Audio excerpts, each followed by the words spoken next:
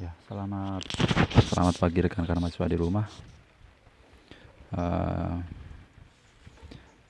Hari ini insya Allah perkuliahan kita sudah memasuki pertemuan 10. Perkuliahan ke-10 nanti adalah perkuliahan yang eh, bagian dari rangkaian tema akhir dari proses kebijakan publik. Kalau di pertemuan ke-9 kemarin kita membahas tentang implementasi kebijakan, maka di pertemuan ke-10 nanti kita akan mencoba untuk membahas tentang dampak dan evaluasi dari kebijakan itu sendiri. Oke, sebelum kita masuk di pertemuan ke-10, tema evaluasi dan dampak dari kebijakan itu sendiri, saya ingin mencoba terlebih dahulu mereview kembali ya, terkait dengan proses implementasi kebijakan. Bahwa sebagaimana disampaikan di beberapa pertemuan-pertemuan terdahulu, implementasi kebijakan itu adalah merupakan satu rangkaian yang lebih penting dari proses sebelumnya ya. Jauh lebih penting itu karena beberapa alasan-alasan yang diantara alasan-alasan tersebut adalah proses implementasi kebijakan itu menjadi indikator ya, menjadi alat untuk mengukur maupun menilai sejauh mana tingkat legitimasi sebuah pemerintahan. Apakah pemerintah dalam hal ini eksekutif, legislatif maupun yudikatif itu mampu tidak menjalankan fungsi-fungsinya. Di antara beberapa fungsi-fungsi dari sistem pemerintahan itu di dalamnya adalah fungsi ekstraktif ya. Kemudian fungsi distributif, regulatif, responsif, simbolik, domestik dan internasional. Nah, dari sini kemudian apa hubungannya dengan kebijakan? Apa hubungannya dengan pertemuan ke-10, evaluasi dari kebijakan itu sendiri?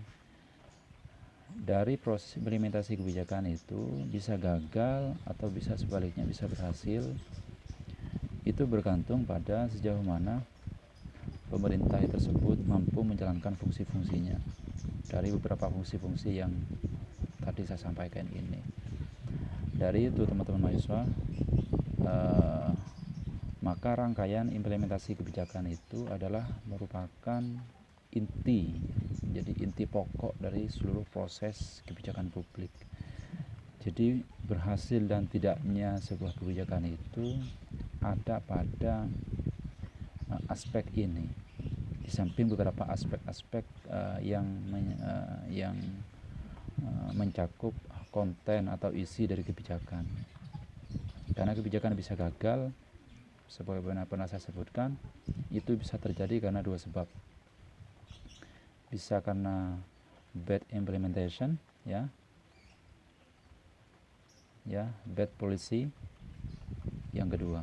Jadi pertama, bad implementation, karena memang proses implementasinya itu tidak memahami juklak, misalnya pelaksanaan dari kebijakan itu tidak memahami juklaknya. Kemudian yang kedua juga karena memang dari aspek konten atau isi dari kebijakan itu asal-asalan, dirumus secara asal-asalan.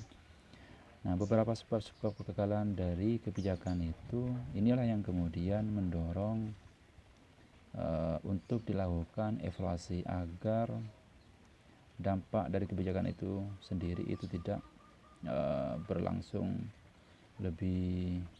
jauh lebih buruk lagi ya, kira-kira begitu ya. Karena itu kenapa dibutuhkan evaluasi kebijakan. Jadi di pertemuan ke-10 ini kenapa diperlukan evaluasi? Paling tidak ada beberapa alasan-alasan. Yang pertama adalah evaluasi kebijakan itu merupakan satu tahapan akhir dari siklus atau dari proses kebijakan.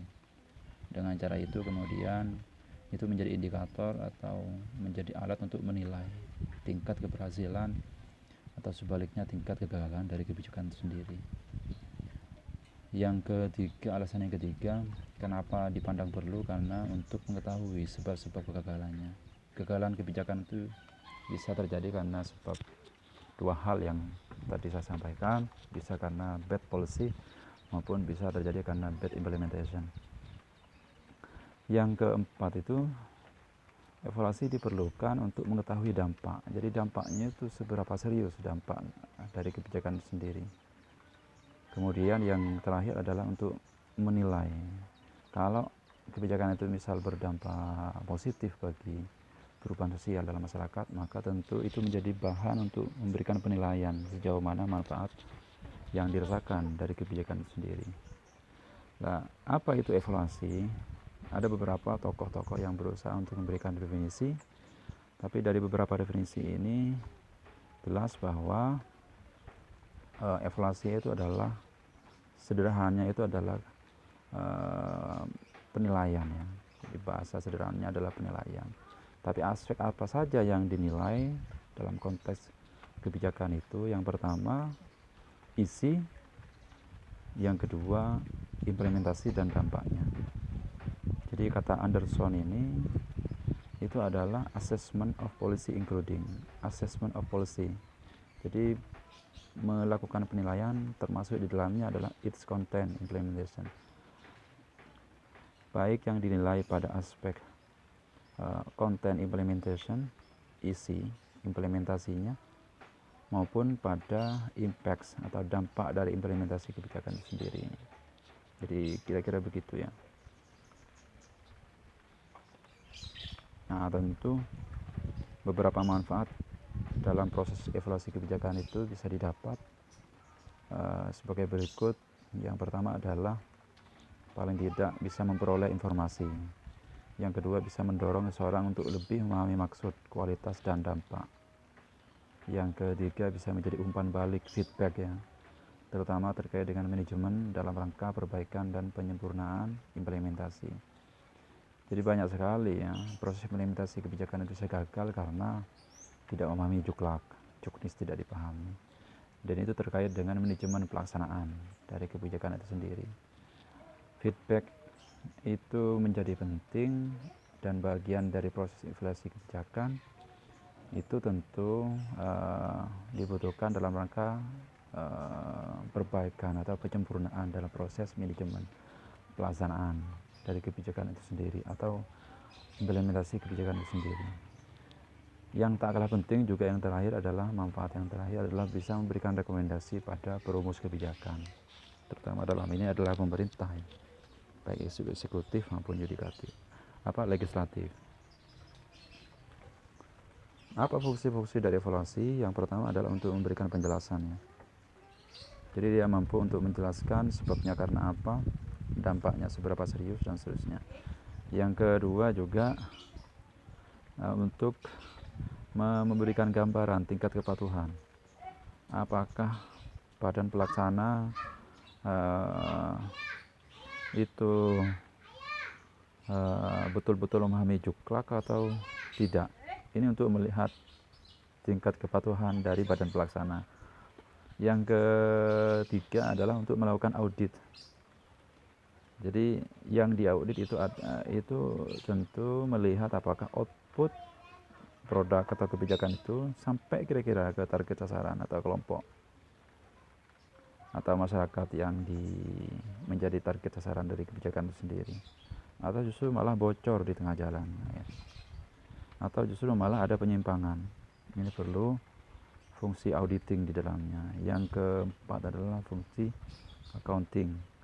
Accounting itu adalah fungsi-fungsi di mana mengukur ya atau menghitung akibat atau dampak sosial ekonomi dari kebijakan itu sendiri. Misal seberapa jauh dan seberapa mampu kebijakan itu meningkatkan pendapatan masyarakat, dan apakah kebijakan itu memiliki dampak atau tidak, atau adakah dampak yang ditimbulkan dari kebijakan, dan kira-kira begitu. Ini fungsi-fungsi dari evaluasi. Tujuannya tentu untuk mengukur efek sebagai bahan pertimbangan, menilai kesesuaian dan perubahan program. Yang keempat adalah sebagai alasan untuk memenuhi prinsip-prinsip akuntabilitas, karena penting ya. Kebijakan yang kemudian berdampak buruk tapi justru malah didiamkan oleh pemerintah, ini jelas bahwa pemerintah tersebut tidak menjalankan fungsi-fungsi responsif sebagaimana sebelumnya pernah saya sampaikan ya. Ada fungsi-fungsi dari pemerintahan. Berarti pemerintahan yang semacam itu ini sudah tidak akuntabel, kira-kira begitu.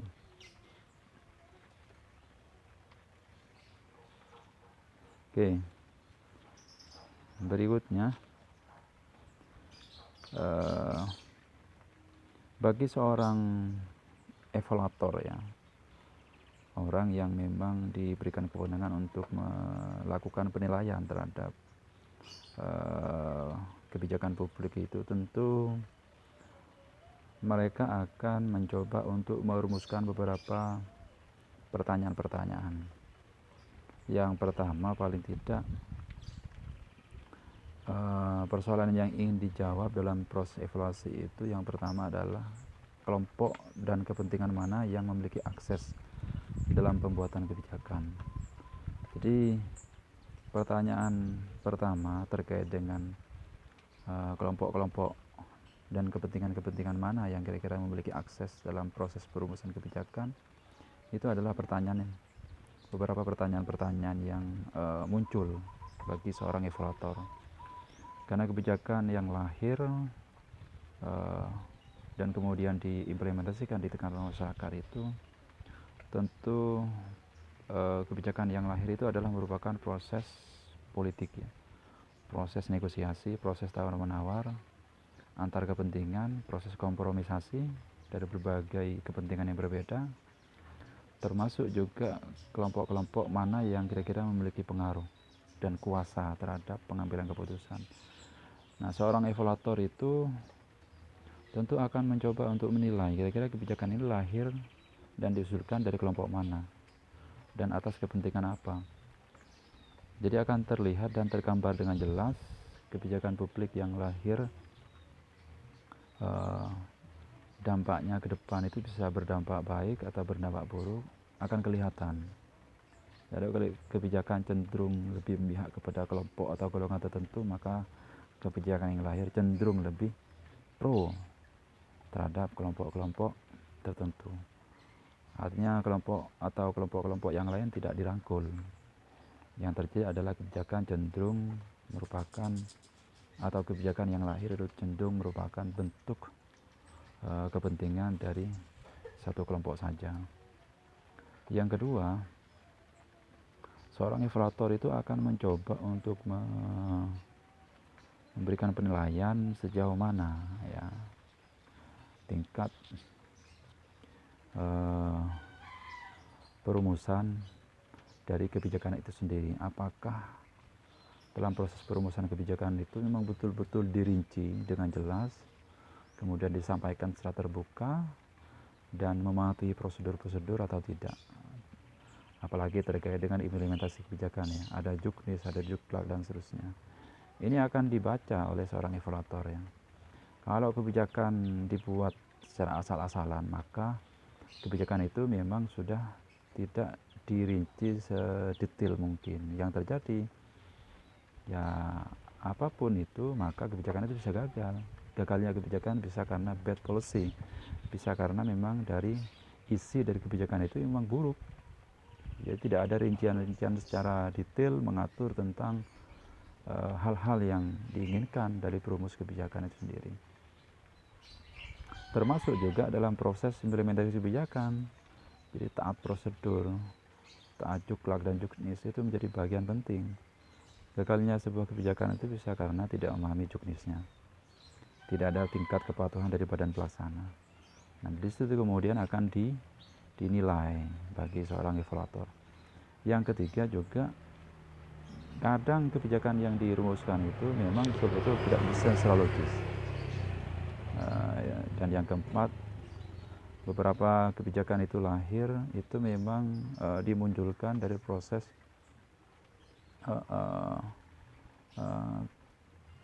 kurangnya sumber daya ya. Kurangnya sumber daya, baik itu terkait dengan sumber daya manusianya maupun sumber daya lain, finansial dan seterusnya, yang itu tentu sumber daya itu menjadi input, jadi masukan-masukan, menjadi dorongan-dorongan terhadap kebijakan itu. Kepatuhan badan pelaksana, kemudian dukungan finansial, dukungan pendanaan dalam proses implementasi kebijakan itu menjadi penting, menjadi sesuatu yang penting dan menjadi sesuatu yang bisa mendukung terhadap keberhasilan kebijakan itu sendiri. Seterusnya adalah bagi seorang evaluator itu sendiri, tentu pertanyaan berikutnya adalah apa kira-kira standar dari implementasi yang baik dari kebijakan itu sendiri. Jadi harus ada alat untuk mengukur tingkat keberhasilan sebuah kebijakan itu bagi masyarakat. Apakah masyarakat cenderung masyarakat yang diinginkan adalah misal terkait dengan kebijakan pengentasan kemiskinan misal. Jadi alat untuk mengukur tingkat keberhasilan kebijakan pengentasan kemiskinan adalah mampu mendongkrak atau mampu menekan atau menurunkan angka kemiskinan di beberapa kota atau tempat di mana kebijakan itu diimplementasikan. Yang terakhir, tingkat efisiensi. Ya. Jadi program kebijakan yang dilaksanakan tersebut itu memang sudah sesuai dengan standar efisiensi ekonomi. Kemudian ketercukupan atau ketersediaan uang itu digunakan dengan tepat dan dilaksanakan secara jujur atau tidak. Nah, kira-kira itu ya beberapa pertanyaan-pertanyaan yang perlu ya digali lebih dalam oleh seorang evaluator itu sendiri. Oke, berikutnya ini bisa dibaca sendiri ya. Oke. Ini apakah kelompok sasaran memperoleh pelayanan seperti yang didesain dalam program? Kemudian apakah program memberikan dampak atau apakah kebijakan itu memberikan dampak pada kelompok non sasaran? Kira-kira dampaknya apa? Apa dampak yang diharapkan dan apa dampak yang tidak diharapkan? Kapan tindakan program dilaksanakan dan diterima oleh masyarakat? Dan apakah tindakan dan dampak itu sesuai yang diharapkan atau tidak kira-kira? Ini beberapa pertanyaan-pertanyaan bagi seorang evaluator. Menurut pendapatnya Ripley, berbeda seperti pendapatnya Kumar dan Kasley ini. Ini bisa dibaca sendiri oleh teman-teman mahasiswa.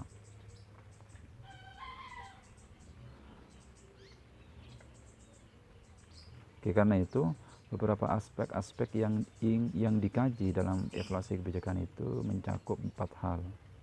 Pertama, proses perumusan. Karena itu terkait dengan sejauh mana kebijakan itu dibuat secara rinci atau justru malah asal-asalan, karena nanti berdampak pada apakah kebijakan itu kebijakan yang baik atau bad policy atau justru good policy. Kemudian yang kedua, aspek-aspek yang dikaji dalam evaluasi kebijakan itu, yang kedua adalah proses implementasi kebijakan. Yang ketiga adalah konsekuensi dari kebijakan. Yang keempat adalah terkait efektivitas dampak. Jadi dampak dari kebijakan itu sendiri.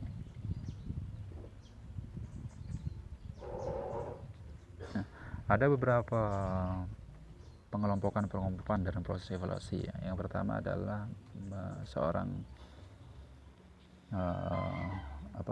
evaluator itu mencoba untuk melakukan evaluasi pada aspek administratif terlebih dahulu. Administratif itu terkait dengan finansial, ya, dukungan dana, kemudian prosedur terkait dengan juknisnya seperti apa, kemudian evaluasi yudisial itu terkait dengan objek-objek hukum. Nah, kira-kira kebijakan itu kira-kira bertentangan apa enggak kira-kira dengan aturan hukum di atasnya. Ini evaluasi yudisial. Evaluasi politik itu terkait dengan lembaga-lembaga politik, termasuk juga kelompok-kelompok kepentingan di dalam proses perumusan kebijakan. Kita tahu bahwa kebijakan publik itu merupakan peristiwa politik, ya, satu keputusan politik yang dibuat oleh berbagai kelompok kepentingan yang berbeda. Jadi dalam proses evaluasi politik itu, seorang evaluator itu akan mencoba untuk melihat dan memetakan kekuatan mana yang kira-kira banyak berpengaruh dalam proses perumusan kebijakan di dalamnya. Nah, evaluasi administrasi terdiri dari beberapa aspek ini. Pertama, input, kemudian output ya. Kemudian mengkaji dan membandingkan antara output dengan input. Kemudian efektivitas evaluasi, jadi dievaluasi juga. Kemudian efisiensi dari proses evaluasinya juga dievaluasi. Biaya ya, kemudian metode pelaksananya juga itu dievaluasi secara administratif. Kemudian seterusnya bisa dibaca. Nah, bagaimana teknis seorang evaluator dalam melakukan kegiatan evaluasi terhadap kebijakan sendiri yang dilakukan oleh mereka? Paling tidak ada beberapa hal. Yang pertama adalah mengamati tujuan evaluasi, mengamati dan memilih kriteria, kemudian mengamati sensitivitas metode, memperhatikan efektivitas biayanya, kemudian memperhatikan juga kendala-kendala yang berhubungan dengan anggaran, yakni sumber daya manusianya, dan juga terkait dengan kelengkapan data di dalamnya.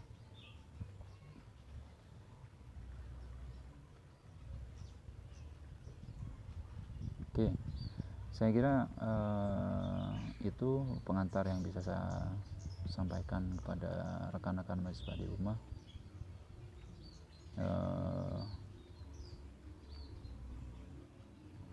Intinya pada tahapan evaluasi kebijakan itu adalah merupakan rangkaian yang dibuat ya, setelah ada beberapa dugaan-dugaan terhadap proses implementasi kebijakan. Kadang implementasi kebijakan bisa gagal karena beberapa sebab. Sebabnya karena dua hal, seperti yang disampaikan di awal tadi. Bisa sebab karena memang bad policy, memang dari kebijakan itu sendiri. Yang kedua bisa terjadi karena memang proses implementasinya memang buruk, jadi bad implementation. Karena itu kemudian dibutuhkan satu kegiatan evaluasi agar kebijakan yang lahir nantinya itu bisa berubah dan lebih cenderung memihak kepada kepentingan-kepentingan umum, kepentingan-kepentingan publik, bukan kepentingan-kepentingan kelompok-kelompok minoritas dari para perumus kebijakan, atau kepentingan-kepentingan dari kekuatan-kekuatan politik yang berkuasa dalam lingkaran proses perumusan kebijakan itu sendiri. Saya kira itu ya.